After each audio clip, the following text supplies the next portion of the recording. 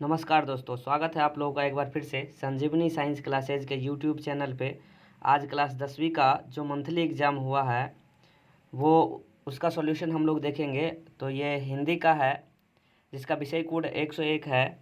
तो पहले क्वेश्चन शुरुआत करते हैं। करा कि जिस स्वर के उच्चारण में तिगुना समय लगे उसे क्या कहते हैं? तो उसे प्लूत कहते हैं दोस्तों।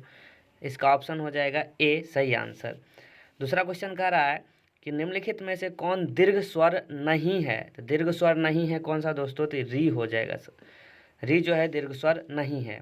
तीसरा क्वेश्चन कह रहा है कि अ का उच्चारण स्थान कौन सा है? तो अ का उच्चारण स्थान कंठ होता है, कंठ।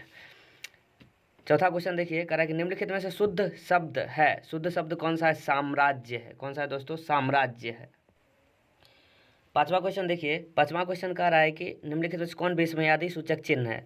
विस्मयादि सूचक चिन्ह ऑप्शन नंबर डी हो जाएगा। पहला प्रश्नवाचक चिन्ह हो जाएगा, दूसरा डैश हो जाएगा, तीसरा फुल स्टॉप यानी पूर्ण विराम, और प्रश्न विस्मयादि सूचक यानी साइन ऑफ एक्सक्लामिनेशन हो जाएगा डी। छठा क्वेश्चन कह रहा है शब्द के जिस व्यापार से मुख्य और लक्ष्य अर्थ से भिन्न अर्थ की प्रतीत हो उसे क्या कहते हैं? तो उसे कहते हैं दोस्तों अभिज्ञा, अभिध्या कहते हैं दोस्तों, अभिधा कहते हैं। निम्नलिखित में कौन सा शब्द कर्मधारय समास का उदाहरण नहीं है? कर्मधारय समास का उदाहरण नहीं है तो हो जाएगा सभा भवन, सभा भवन हो जाएगा, यानी कि ऑप्शन नंबर सी हो जाएगा। चलिए अब 8वें नंबर क्वेश्चन पे आते हैं दोस्तों। तो 8वां नंबर क्वेश्चन कह रहा है, देखिए ध्यान से, 8वां नंबर क्वेश्चन कह रहा है निम्नलिखित में से कौन शब्द अधिधरण तत्पुरुष समास का उदाहरण है? तो अधिधरण तत्पुरुष समास का उदाहरण कौन सा हो जाएगा? मुनिश्रेष्ठ हो जाएगा दोस्तों। इसका ऑप्शन हो जाएगा बी। 9 नंबर क्वेश्चन कर रहा है निम्नलिखित में कौन शब्द करण तत्पुरुष का उदाहरण है? करण तत्पुरुष का उदाहरण हो जाएगा दोस्तों 9 नंबर क्वेश्चन का आंसर होगा देह चोर हो जाएगा दोस्तों, ए नंबर ऑप्शन हो जाएगा। 10 नंबर का रहा है जिस समास का पूर्व पद संख्या बोधक हो उसे क्या कहते हैं? तो 10 नंबर का क्या हो जाएगा दोस्तों? पूर्व पद संख्या बोधक यानी कि द्विगु हो जाएगा दोस्तों, यानी कि ऑप्शन नंबर सी हो जाएगा। आगे 11 नंबर का रहा है दो स्वरों के मेल से उत्पन्न विकार अथवा रूप परिवर्तन को कौन संधि कहते हैं? तो उसे कहते हैं, स्वर है तो उससे स्वर संधि कहेंगे दोस्तों। आगे देखिए निम्नलिखित में से कौन शब्द वृद्धि स्वर संधि का उदाहरण है? यानी कि 12 नंबर क्वेश्चन का आंसर क्या हो जाएगा दोस्तों? सदैव हो जाएगा दोस्तों, सदैव। आगे देखिए निम्न में से कौन शब्द व्यंजन संधि का उदाहरण है? व्यंजन संधि का उदाहरण बोला है दोस्तों, तो व्यंजन संधि का उदाहरण हो जाएगा उन्नति दोस्तों। क्या हो जाएगा? उन्नति। आगे देखिए 14 नंबर का निश्चल शब्द में कौन संधि है? निश्चल, निश्चल शब्द में कौन सा संधि हो जाएगा दोस्तों? व्यंजन संधि हो जाएगा, बी नंबर ऑप्शन सही हो जाएगा।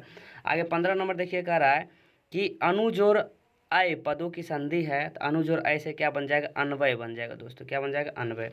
आगे देखिए 16 नंबर देखिए, अब किताब से आ गया है तो किताब अगर आप ध्यान से पढ़े होंगे तो आसानी से सवाल को सॉल्व कर पाएंगे। देख कर है कि मदन ने कासू के कितने दांत तोड़ डाले थे? तो मदन ने कासू के 2 दांत तोड़ डाले थे दोस्तों।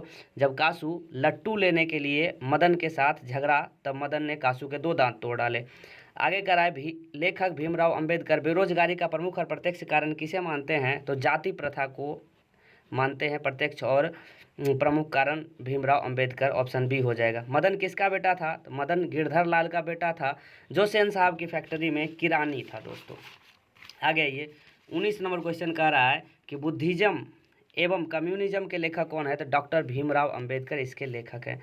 आगे 20 नंबर क्वेश्चन कह रहा है सेन साहब की कितनी लड़कियां थी? सेन साहब की 5 लड़कियां थी दोस्तों। दही वाली मगम्मा शीर्षक कहानी के कहानीकार कौन है? यानी कि दही वाली मगम्मा के लेखक कौन है दोस्तों? दही वाली मगम्मा की बात करें तो दही वाली मगम्मा की लेखक है सुजाता दोस्तों, सुजाता। गुरु नानक किस धारा के प्रमुख कवि हैं? तो निर्गुण धारा के प्रमुख कवि हैं गुरु नानक।